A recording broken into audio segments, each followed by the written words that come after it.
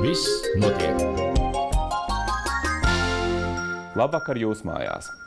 Šovakar sāksim ar sižetu, kas varētu interesēt lielu daļu no Latvijas iedzīvotājiem, jo situācija ir paradoxāla, ka no vienas puses par spīti pēdējo gadu straujai izaugsmei bezdarba līmenis vēl aizvien pārsniedz 10%. Bet no otras puses aizvien biežāk dzirdam, ka darba devēji saka, ka viņi nevar atrast piemērotus darbiniekus savām brīvām darba vietām. Tāpēc, lai saprastu, kas īsti notiek darba tirgū un ko valsts dara, lai savestu kopā darba devējus ar darba ņēmējiem, esmu uzaicinājis uz sarunu Nodarbinātības valsts aģentūras direktori Inesi Kalvāni.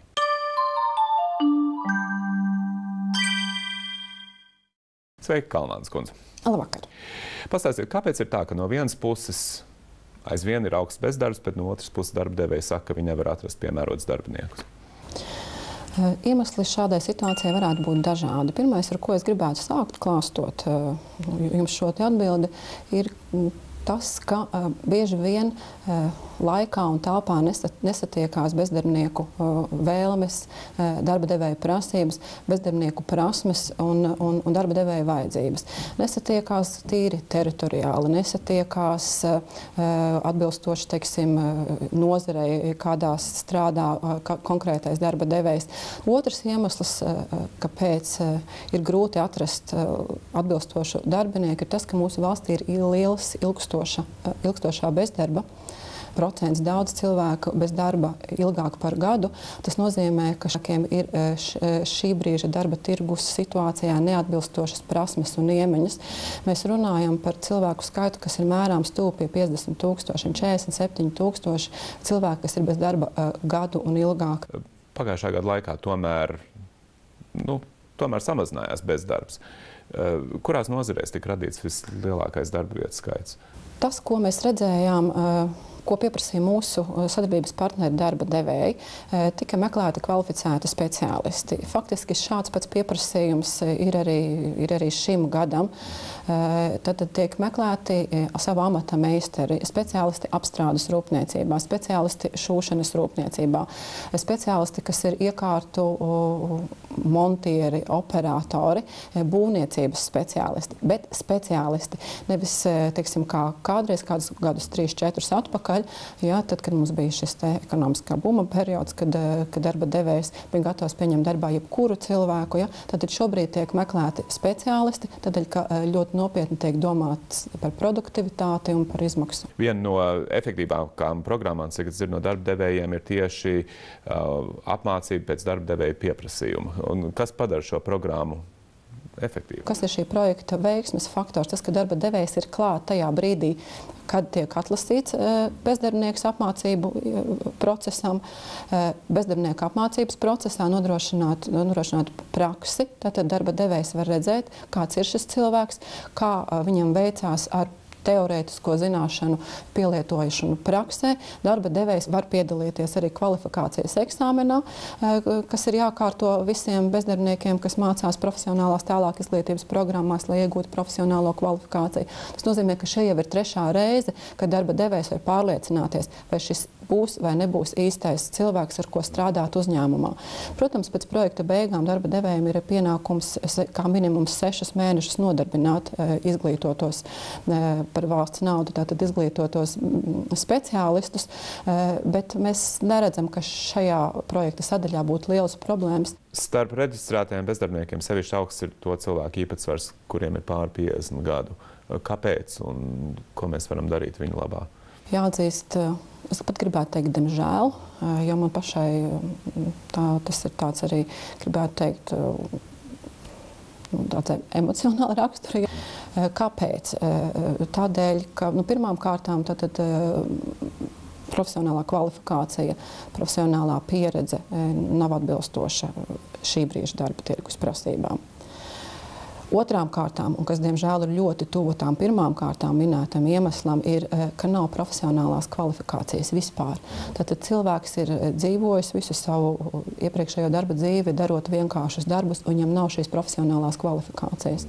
Protams, ir arī dažādi darba devēju priekšstati, un darba devēji varbūt tās sev zināmu apsvērumu dēļ neizvēlās vai nepieņem darbā cilvēkus, kas ir pieredzējuši dzīves pieredzējuši, vai citiem vārdiem sakot, vecumā 50+. Nu, tad mēs plānojam faktiski turpināt arī savas iesāktās aktivitātes, lai šo problēmu palīdzētu cilvēkiem risināt. Svarīgi ir paša cilvēka motivācija un gatavība dzīvē kaut ko mainīt. Jāatzīst arī ir tāds fakts, ka analizējot mūsu ilgstošo bezdarbnieku sastāvu un viņu vēlmes, tad jautājumu, ko tu savā dzīvē gribi darīt, ļoti bēdīgi ir tas, ka ir jāsacina, ka tie cilvēki, kas ir ilgstoši bez darba, kuri ir darījuši līdzinēji vienkāršus darbus, kuriem nav arī nekādas profesionālās kvalifikācijas, viņi arī neko citu negrib savā dzīvē darīt, turpmāk kā tikai arī turpināt darīt šos vienkāršos darbus. Jauni cilvēki, viņiem nereti ir grūti atrast pirmo darbu vietu un iesaistīties darba tirgū. Kādas programmas viņi varētu izmantot? Nodarbinātības valsts aģentūra piedāvā virkni ar ļoti arī populārām programmām, kurās ļoti labprāt piedalās gan darba devēji, gan arī mūsu klienti, jaunie cilvēki, kas ir bez darba.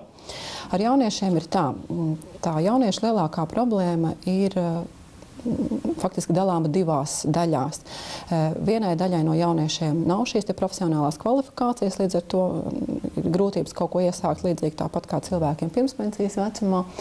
Otra problēmas daļa ir tad, kad ir iegūta profesionālā kvalifikācija vai augstākā izglītība un nav pietiekamas darba pieredzes.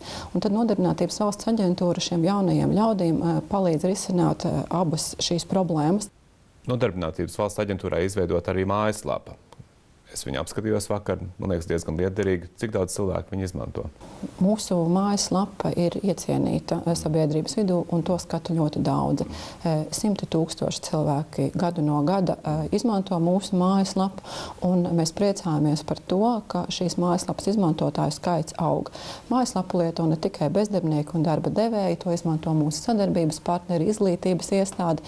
Īpaši priecīgi mēs esam par mūsu sadarbību ar Īrijā dzīvojošo un Lielbritānijā dzīvojošo latviešu portāliem. Kurās jomās jūs prognozējat, ka nākotnē būs vislielākais pieprasījums pēc darbiniekiem?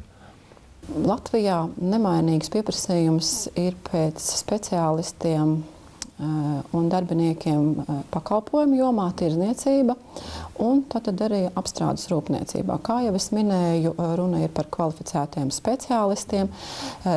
Tāpatās pie mums tiek pieprasīti izveidoti uzņēmumi un tiek pieprasīti arī augstas kvalifikācijas speciālisti. Tātad mēs runājam par informācijas un telekomunikācijas jomu.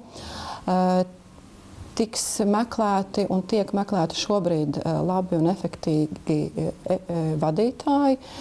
Tātad tas ir pieprasījums šobrīd, un tāds pieprasījums būs arī nākotnē. Ļoti šobrīd tiek meklēts, un mēs prognozējam arī, ka tāda tendence saglabāsies tuvākos 12 mēnešus. Darba devējiem ir nepieciešami speciālisti, kas strādā transporta un pārvadājuma jomā. Vieglās rūpniecības tātad speciālisti, tā kā mēs jau runājām, speciālisti lauksaimniecībā sezonas darbiem, jā, arī vienkāršo darbu darītāji, protams. Apsardzes darbinieki šobrīd tiek pieprasīti arī, ja. Protams, uz darba devēju pieprasījumu pēc darba spēka liela ietekme atstāja arī sezonas raksturs. Paldies, Kalvānas kundze, novēlu jums veiksmi savedot kopā cilvēkus, kas grib strādāt, ar cilvēkiem, kas grib viņus nodarbināt. Turpinam raidījumu.